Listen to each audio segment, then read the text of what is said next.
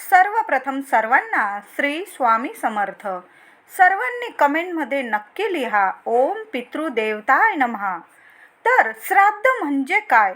तर आपल्या पितरांची मनापासून श्रद्धेने अगदी तळमळीने केलेली सेवा आणि कर्म म्हणजे श्राद्ध होय. तर सर्व पित्रीला महिलांनी आपल्या घरात काय काय उपाय करावे, मुलांवरून आईने काय उतरवून टाकावे सर्व पित्री अमावस्येला. सर्व पितृ अमावस्येला संध्याकाळी घरात कापूर कशावर जाळायचा, पितृशांतीसाठी या दिवशी कोणते खास उपाय करायचे. ज्यांना पितरांची तिथी माहीत नाही किंवा तिथी माहीत असूनही त्या दिवशी काही अडचणींमुळे काही कारणांमुळे तुम्हाला श्राद्ध करता येत नसेल, तर आपल्या पितरांचे श्राद्ध केव्हा आणि कसे करायचे आजच्या व्हिडिओमध्ये संपूर्ण माहिती जाणून घ्या. त्याआधी तुम्ही आपल्या चॅनलवर नवीन असाल नक्की सबस्क्राईब करा. तर 14 ऑक्टोबर शनिवारी सर्व पितृ अमावस्या आलेली आहे. या दिवशी संपूर्ण दिवस आणि मध्यरात्री म्हणजे 11:30 पावणे 12पर्यंत अमावस्या तिथी आहे. हे उपाय तुम्ही या दिवशी दिवसभर करू शकता. तुमच्या घरात पितृदोष असेल किंवा नसेल तरीही प्रत्येक महिलांनी हे उपाय आपल्या घरात नक्की करावे. तर उपाय ऐकून घ्या. चूल घरात, आपल्या स्वयंपाकघरात म्हणजे गॅस शेगडी, तुमच्याकडे स्टोव असेल, गॅस शेगडी असेल, ती स्वच्छ धुवून चुवून घ्या, त्याची पूजा करून घ्या. तुम्ही ज्या ठिकाणी गॅस शेगडी ठेवता त्या भिंतीवर हळद ओली करून एक स्वस्तिक काढा. स्वस्तिकाभोवती 2-2 रेषा रेघोट्या मारायला विसरू नका, कारण स्वस्तिक तेव्हाच पूर्ण होते. हळदीने घरातील सर्व नकारात्मकता घालवून सकारात्मकता येण्याचे काम हळद करत असते. हळदीत इतका गुण असतो की आपल्या घरात कसलीही वाईट शक्ती राहत नाही. म्हणून प्रत्येक महिन्याच्या अमावस्येला आपल्या स्वयंपाकघरात हळदीने असे एक स्वस्तिक महिलांनी जरूर काढावे. हळदीने स्वयंपाक ओट्यावरील भिंतीने काढले की त्याची सुद्धा हळद कुंकू वाहून पूजा करा. अमावस्येला महिलांनी आपल्या घरात हा उपाय आवर्जून करा. त्याचबरोबर एक पाण्याचा लहानसा का होईना तांब्या भरून घ्या. गॅस शेगडी धुतल्यानंतर स्वच्छ पुसून घ्या आणि त्याच्यासमोर एक पाण्याने भरलेला तांब्याचा लोटा ठेवा. त्यावर एक ताटली ठेवा आणि एक तेलाचा दिवा प्रज्वलित करा. तिळाचं तेल टाका, मोहरीचं टाका, जे तुम्ही देवांना वापरत असाल त्याचा दिवा जरूर तिथं लावा त्या ताटलीवर. नसेल तेलाचा लावायचा, तुम्हाला तुपाचा लावायचा तरी चालेल. अन्नपूर्णा मातेचे स्मरण करा. लक्ष्मी देवीला प्रार्थना करा, माझ्या घरात तुझा अखंड निवास राहू दे. तुझ्या कृपेने माझे घर धनधान्याने भरू दे. ह्या दिवशी गॅसची पूजा करण्या अगोदर संपूर्ण घरातील जाळं, जळमटं आणि अडगळ बाहेर काढा. दुसऱ्या दिवशी नवरात्री आहे. प्रत्येक महिला, मी सुद्धा आपल्या घराची साफसफाई करतेच. देवीचे दुसऱ्या दिवशी म्हणजे रविवारी आपल्या घरात घट बसवण्यासाठी आपण सर्व पितृ अमावस्येला घराची छान साफसफाई करावी. ही अमावस्या शनिवारी आली आहे. घराची फरशी पुसण्याच्या पाण्यात थोडीशी हळद आणि जाडं मीठ किंवा काळं मीठ, सैंधव मीठ फरशी पुसण्याच्या पाण्यात टाका आणि त्या पाण्याने फरशी पुसा. प्रत्येक शनिवारी मी हा उपाय करत असते म्हणून तुम्हाला सांगते. काळं मीठ तुम्हाला कुठेही मिळून जाईल. थोडीशी हळद टाकायची, काळं मीठ किंवा जाडं मीठ, प्रत्येक शनिवारी अशा पद्धतीने फरशी पुसायची. फक्त शनिवारी हा उपाय करा, रोज करू नका. यामुळे काही वाईट परिणाम पण होतात. फक्त शनिवारी पुसल्यामुळे आपल्या घरात सकारात्मकता येते, नकारात्मकता दूर होते. यामुळे घरातील सर्व पितृदोष, वास्तुदोष दूर होतात. त्याचबरोबर एक दिवा दक्षिणेकडे तोंड करून लावून द्या. दिवसभर जळेल एवढं तेल त्यात घालून ठेवा. दही, त्याचबरोबर आता आपल्याला देवांना कसं साफ करायचं आहे ह्या दिवशी नीट ऐकून घ्या. दुसऱ्या दिवशी घट बसणार आहे म्हणून प्रत्येकजण आपल्या देवघरातील देवांची छानशी पूजा करणार आहे. मग थोडंसं दही घ्या. जास्त देव असतील जास्त दही घ्या, कमी देव असतील कमी दही घ्या. थोडीशी हळद टाका, त्यात थोडीशी अर्धा चमचा टाकली चालेल. दही घ्या, हळद टाका आणि 2-3 कापूर वड्या चांगल्या बारीक कांडून घ्या आणि ती कापूर वडीची बारीक पूड त्या दही आणि हळदीच्या मिश्रणात टाका. हे मिश्रण चांगलं एकजीव करा आणि ह्या मिश्रणाने आपल्या देवघरातील देवांची स्वच्छता करा. अगदी कमी रगडलं तुम्ही तरीही देव खूप छान चकाकतात, इतकी छान चकाकी येते आणि देवशास्त्रानुसार अगदी स्वच्छ होतात. आपल्याला काही घसघूस, काही असे वेगळे पदार्थ लावायची पण गरज नाही. फक्त दही, हळद आणि कापूरवडी यामुळे सगळं सगळं चांगलं होतं आपलं.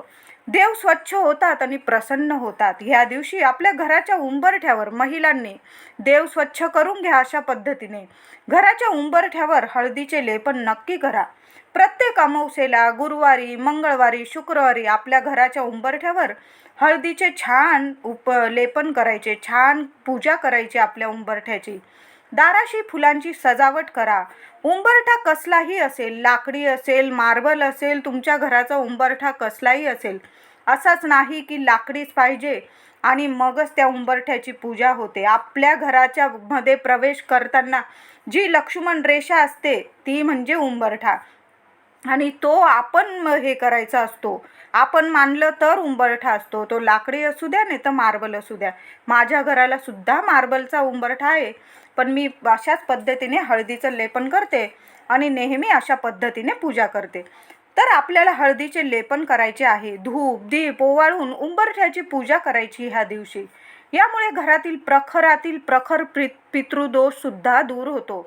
घरातील नकारात्मक ऊर्जा दूर होते. त्याचबरोबर लहान मुलं असतील, आता आईने एक खास उपाय आपल्या मुलांसाठी करायचा आहे. अमावस्या पौर्णिमेला आपले लेकरं किरकिर करत असतील, मुलांना दृष्ट लागते, लहानच नाही तर मोठी मुलं सुद्धा खूप चिडचिड करतात, ऐकत नाही. तर सर्व पित्री अमावस्येला प्रत्येक आईने थोडासा दही भात घ्या. जास्त गोळाभर घेतला तुम्ही तरी चालेल, जास्त नाही घेतला तरी चालेल. एका ताटलीत किंवा वाटीत घ्या किंवा एखादं पत्रावळीत घेतला, एखादा पानावर घेतला तरी चालेल. फक्त दही भात, त्यात साखर टाकायची नाही. भात अळणी असेल तर अतिउत्तम.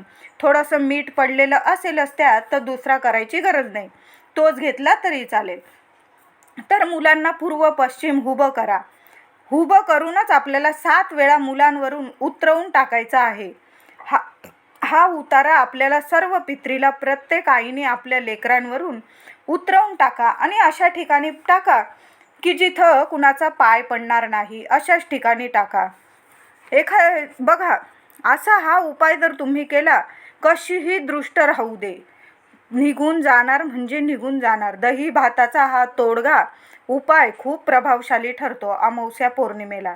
अमावस्येला तर हा उपाय नक्की करावा. मुलं खूप प्रगतिशील बनतात.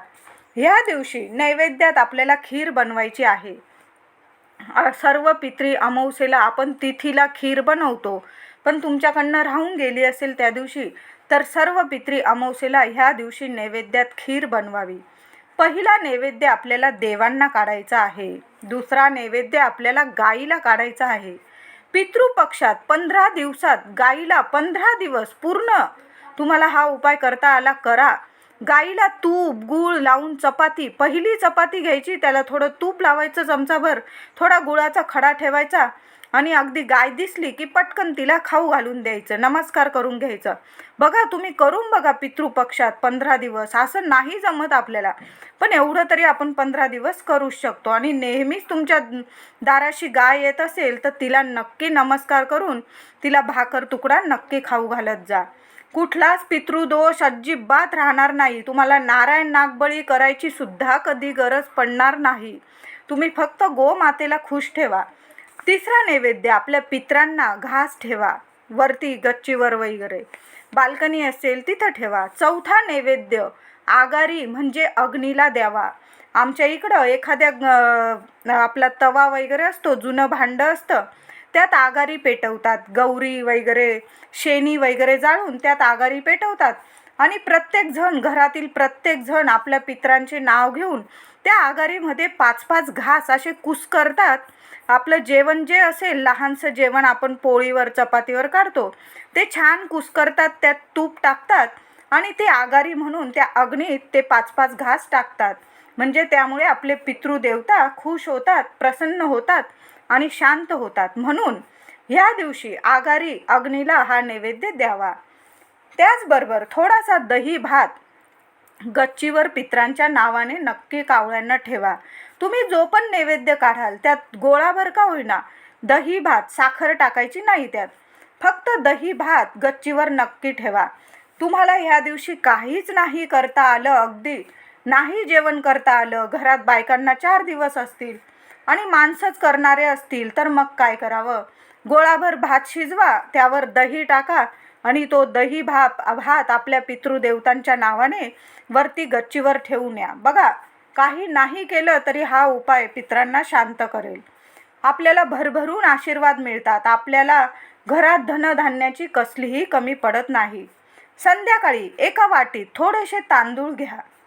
ती वाटी मुख्य उंबरठ्यावर किंवा उंबरठ्याच्या बाजूला ठेवा आणि त्यात 2-3 कापूर वड्या जाळायच्या आहे. बाकी कापरावर ह्या दिवशी काहीच जाळायचं नाही.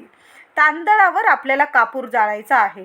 ती कापूर शांत झाल्यानंतर रात्रभर ती वाटी तशीच दाराशी राहू द्या. दुसऱ्या दिवशी अंघोळीनंतर ते तांदूळ एखाद्या झाडाखाली किंवा कुठंतरी पक्ष्यांना खायला घाला. यामुळे हा उपाय खूप चांगला आहे. ह्या दिवशी तुम्हाला कापरावर काहीही जाळायचं नाही. थोडेसे मूठभर तांदूळ घ्या. त्या तांदळावर तुम्हाला 2, 3, 5, 7, 10 कापूर वड्यात जाळा. संपूर्ण घरात फिरवा हा कापूर आणि पुन्हा दाराशी आणून ठेवा. कुठलाच पितृदोष राहत नाही, उद्भवत नाही. कायम घरात सुख, शांती, समृद्धी, आनंद, आरोग्य राहते. लक्ष्मी नांदते अशा घरात. म्हणून प्रत्येक महिलेने सर्व पितृ अमावस्येला हा उपाय नक्की करा. तांदळावर कापूर नक्की जाळा. त्याचबरोबर सर्व पितृ अमावस्येला आपल्याला एक दिवा दक्षिणेकडे तोंड करून लावायचा आहे. जो पण दिवा लावणार आहे त्याने शांत चित्ताने एक आसन घेऊन बसायचे. एक दिवा घ्यायचा. मातीची पंती घेतली तरी चालेल, कणकेचा दिवा बनवून घेतला तरी चालेल. त्यात लांब वात, दुहेरी वात ठेवून त्यात तिळाचं तेल टाका, मोहरीचं टाका, पण चिमूटभर काळी तीळ टाकायला विसरू नका. काळी तीळ नक्की टाका. पितृदेवता नेहमी प्रसन्न राहतात आपल्यावर. जेव्हा पण आपण असा दिवा लावतो, श्राद्ध करतो आपण आपल्या पितरांचं वगैरे तिथीला, तेव्हा त्यात जेव्हा दिवा लावू त्यात थोडीशी काळी तीळ नक्की टाकायची. मनापासून प्रार्थना करा. तो दिवा लावल्यानंतर, प्रज्वलित केल्यानंतर मनापासून प्रार्थना करा. क्षमा याचना मागून घ्या आणि मनापासून प्रार्थना करा. माझ्या घरात सुख, शांतता लाभू दे. आमच्या घराची, तुमच्या आपल्या कुळाच्या मुलांची, लेकरांची भरभरून प्रगती होऊ दे म्हणून मनापासून आपल्या पितृदेवतांना प्रार्थना करा. ओम पितृदेवताय नमः 108 वेळा हा मंत्र जप तिथं बसून नक्की करा आणि तो दिवा संध्याकाळपर्यंत, रात्रीपर्यंत जळेल याची काळजी घ्या. थोडंसं तेल जास्त टाकून द्या. त्याचबरोबर आता ज्यांच्याकडून काही कारणाने आपल्या पितरांची श्राद्ध, मुख्य तिथीला श्राद्ध तर्पण विधी राहून गेला असेल, तिथी माहीत असून पण राहून गेलं असेल, किंवा काहींना पितरांची तिथीच माहीत नसते, मग अशा वेळी राहिलेला विधी पितृपक्षातील शेवटच्या दिवशी म्हणजे सर्व पितृ अमावस्येला करावे. काही वेळा पितरांची गेलेल्याची तारीख माहिती असते पण नीट वेळ माहीत नसते आणि तिथी नीट काढलेली नसते. मग अशा व्यक्तींनी, कुटुंबांनी सुद्धा आपल्या पितरांचे श्राद्ध सर्व पितृ अमावस्येलाच करावे. सर्व पितृ अमावस्येला श्राद्ध केल्याने सर्व पितरांना सुख, शांतता लाभते आणि आपल्याला सुख लाभते. म्हणून सर्व पितरीला श्राद्ध केल्याने, तिथीला जरी आपण श्राद्ध घालत असतो पण तरी पण सर्व पितरीला आपण आपल्या पितरांच्या नावाने वरती गच्चीवर घास ठेवायचा, आगारी काढायची, गाईला नैवेद्य द्यायचा. हे आपली ही सेवा चुकायला नाही पाहिजे. म्हणून सर्व पितरीला नक्की आपल्या पितरांसाठी आपण एवढं केलंच पाहिजे. तर्पण विधी हा विधीनुसार किंवा सर्व पितरीला दुपारी 12 ते 1:30 वाजेपर्यंत दक्षिण दिशेकडे तोंड करून करावा. तुम्हाला ह्या दिवशी तर्पण विधी करायचा असेल किंवा तिथीनुसार करायचा असेल तर तुम्ही 12 ते 1:30 वाजेपर्यंत दक्षिण दिशेकडे तोंड करून करावा. तसंच महिलांनी ह्या दिवशी संध्याकाळी घराच्या मुख्य उंबरठ्याशी, दरवाजाशी सकाळी पण दिवा एक लावा. सर्व पितृ अमावस्येला तुम्हाला सकाळी नाही जमलं, माझ्या काही मैत्रिणी ऑफिसला जातात किंवा घरात काही कामामुळे, लहान लेकरांमुळे राहून गेलं, पण संध्याकाळी तर आपण लावतो. दरवाजाशी दिवा लावून द्या. देवी लक्ष्मी यामुळे प्रसन्न होते आणि आपल्या घरात स्थायी वास करते. देवी लक्ष्मीला प्रकाश प्रिय आहे, अंधार नाही. म्हणून अमावस्येला मुख्य उंबरठ्याजवळ दिवे लावून द्या. दोन्ही बाजूला लावले तर खूप छान प्रकाशमय वातावरण. अशामुळे लक्ष्मी प्रसन्न राहते, घरात आनंद सुख येते, पितृदोष वास्तुदोष दूर होतात, घरात एकोपाचे वातावरण कायम राहते. सर्वजण घरात हिळून मिळून राहतात, हसून खेळून एकत्र राहतात. पती पत्नीत अशा घरात भांडण तंटा होत नाही आणि काही कारणाने शिल्लक कारणाने झाल्यास दोघेही समजुतीने घेतात आणि अशाच घराची मुलाबाळांची भरपूर प्रगती होते आणि घरात लक्ष्मी टिकून राहते. आपल्या पितरांचा आशीर्वाद मिळवण्यासाठी ह्या सर्व पितरीला तुम्ही सुद्धा ह्या सर्व सेवा नक्की करा. आजचा व्हिडिओ आवडला असेल लाईक करा, शेअर करा, चॅनलला नक्की सबस्क्राईब करा. धन्यवाद.